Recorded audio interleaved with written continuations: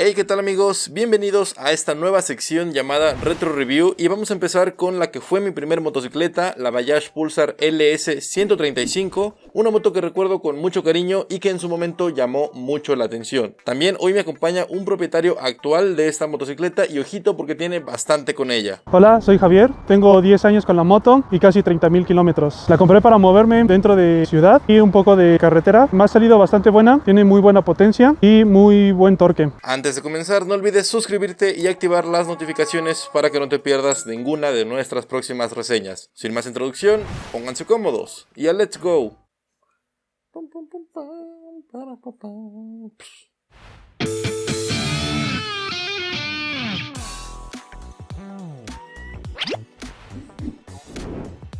Vamos a empezar con un dato curioso y es que esta moto ya no se vende actualmente, fue sustituida por la Pulsar NS 125 hasta donde sé por razones medioambientales, pero muchas cosas son prácticamente iguales, como por ejemplo las dimensiones. La altura al asiento de 80 centímetros es un poco más alta que el promedio, pero es una moto muy ligera, 122 kilogramos en seco y unos 129 ya con el tanque lleno, por lo cual era perfectamente controlable, sobre todo para principiantes. Yo inicié con esta moto y no recuerdo haber tenido problemas de que se me fuera de lado, de que fuera complicado manejarla, de que me destanteara, nada de eso. Yo mido 1,76, la siento bastante cómoda, a pesar de que me queda algo pequeña, pero la ventaja es que como siempre la llevo acompañado, me va bastante bien.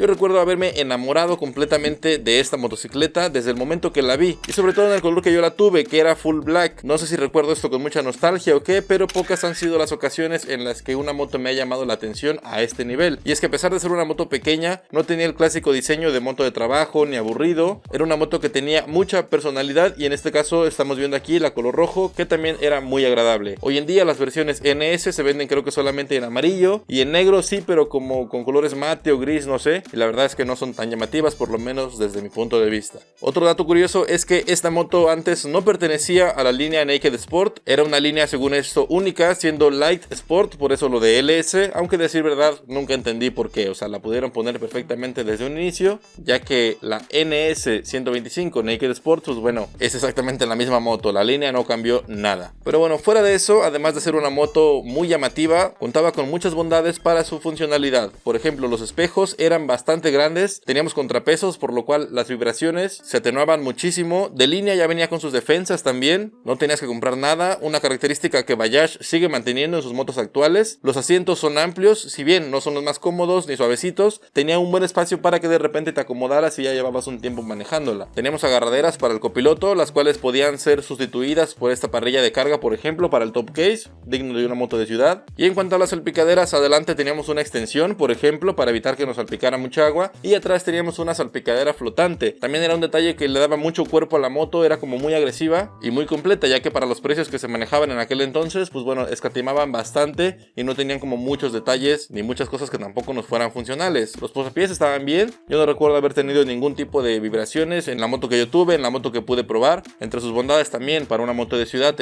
contábamos con el parador central, algo muy cómodo, sobre todo cuando es tu primera moto, ¿no? Y la lavabas a cada rato, cada semana para que no se te ensuciara y bueno, el caballete central siempre nos venía muy bien. El diseño está muy bien, es ligera, muy cómoda para filtrar, muy pequeña para espacios en cuestiones de estacionamiento y no necesitas andar batallando con ella porque no pesa tanto. La visibilidad de los espejos la siento algo pequeña, a veces tienes que estar moviendo los codos o metiendo los brazos para poder ver, yo creo que por mi estatura, pero a alguien pequeño tal vez sí le queda bien. Me ha tocado manejarla en lluvia, extremo de lluvia así que terminas hecho una sopa.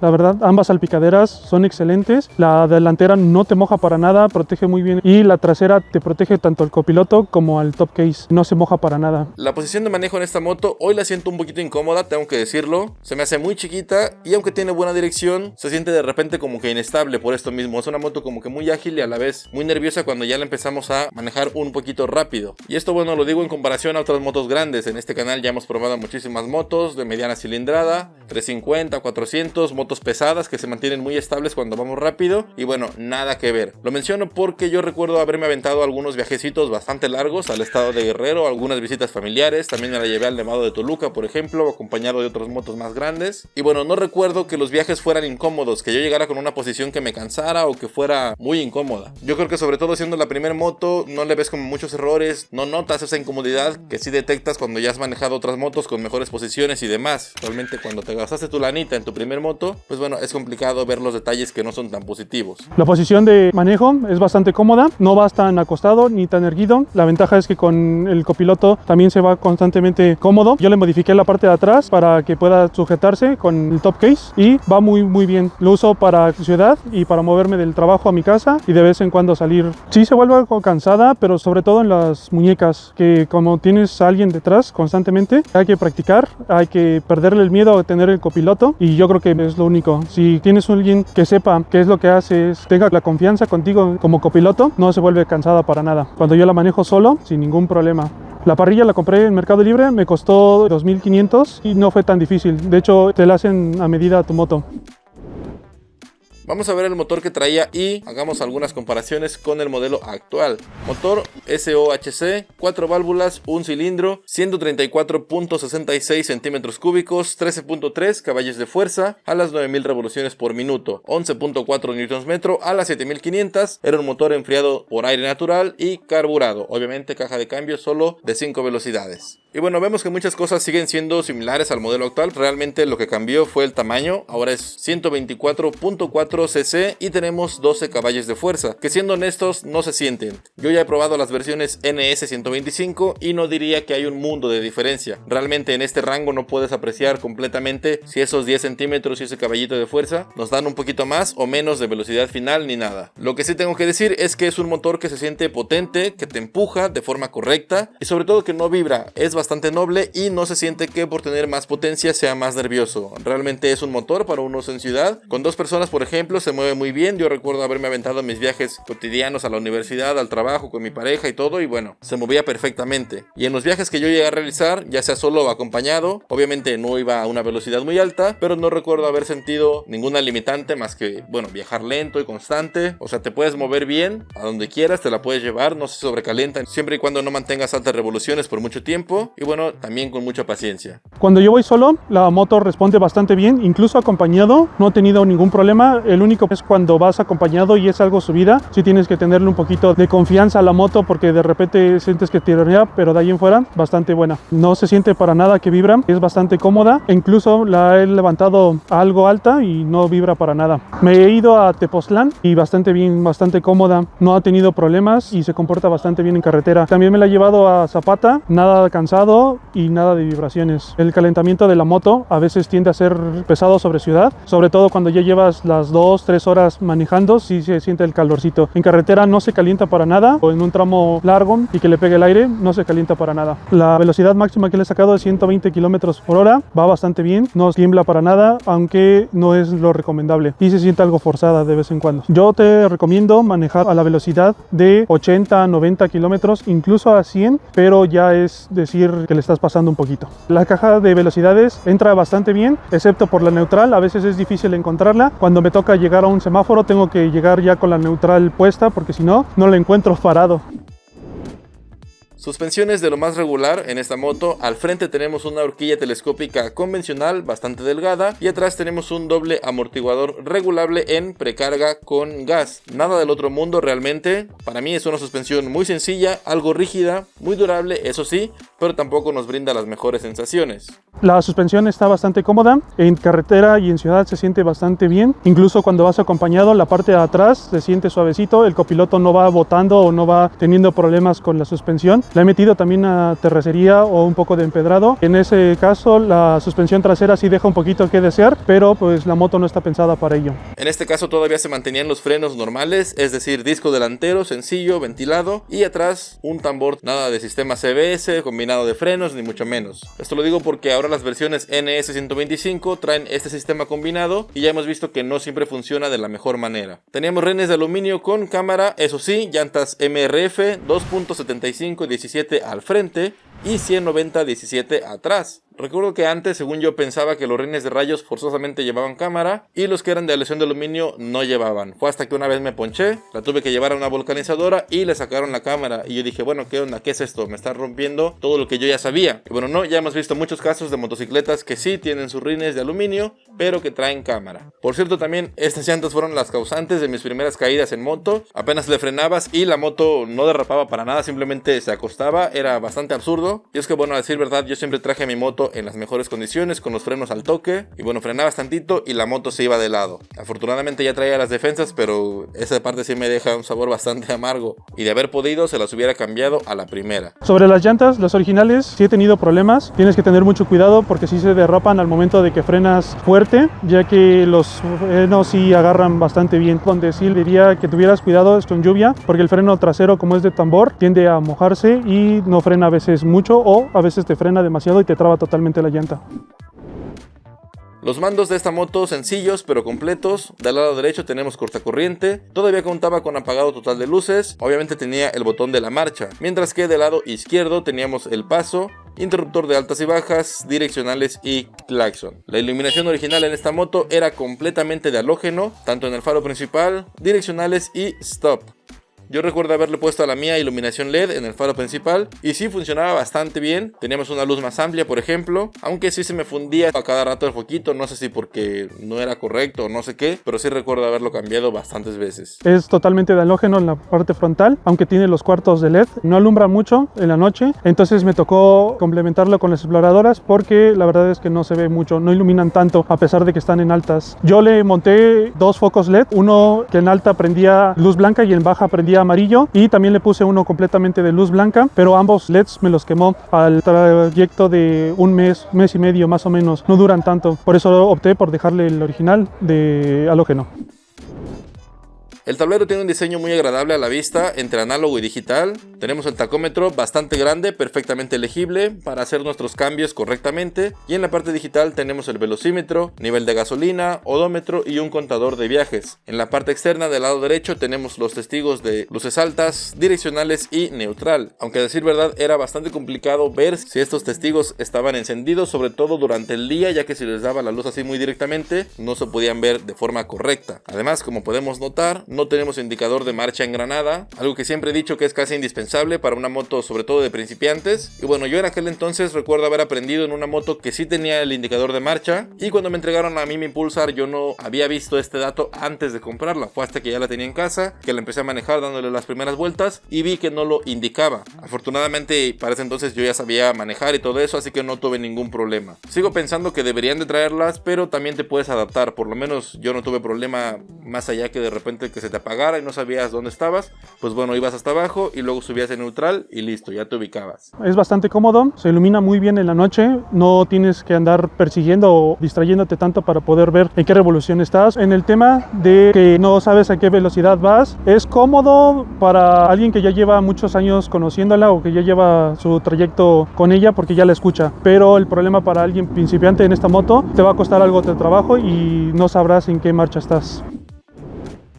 Encendidos para esta moto, eléctrico y de patada, funcionaba perfectamente, pero yo recuerdo que la mía tenía un sistema automático de ahogador que de repente la echabas a andar y como que se subían las revoluciones y bajaban según esto cuando la moto ya estaba lista, como funciona un ahogador manual, solo que ahí lo hacía la misma moto, pero era bastante errático y a veces aunque la moto estuviera caliente de repente se revolucionaba y cuando sí estaba fría a veces no lo hacía y la moto se me apagaba, entonces teníamos que estar acelerando y viendo más o menos si funcionaba o no. Yo recuerdo haber pedido que le quitaran eso, pero bueno, no se podía, o no sé si sí, simplemente me dieron la vuelta, pero creo que afortunadamente ya no lo traen. En fin, vamos a encenderla primero con la patada y como pueden ver, al darle el jalón, la palanca choca con el posapié derecho del piloto, así que hay que levantarlo para ya luego darle la patada correctamente. También vamos a echar a andar con la marcha para escuchar qué tal suena.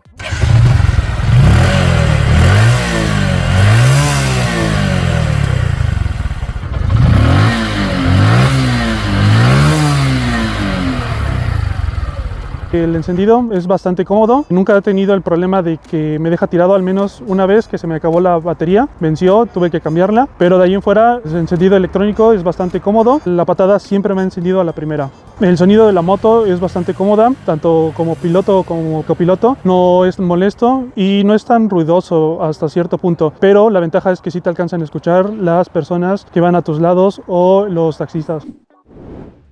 Con la llave podíamos encender la moto, bloquear el manillar como siempre y tener acceso al tapón de la gasolina, que como pueden ver tiene su bisagra, algo que siempre es muy cómodo. Y no recordaba que la capacidad fuera tan pequeña, pero por lo que estuve leyendo era de apenas 8 litros con 1.5 de reserva, muy poquito, pero siendo una moto de ciudad y con el rendimiento que nos daba creo que era suficiente, un poquito limitado, pero tampoco había mucho de qué quejarse. Le he sacado de 30 a 35 kilómetros por litro, dependiendo de qué uso le dé, pero es bastante ahorradora. A veces, dependiendo de qué gasolina le pongas, te rinde un poquito más o te rinde un poquito menos. Me ha tocado incluso hasta darle 40 kilómetros por litro.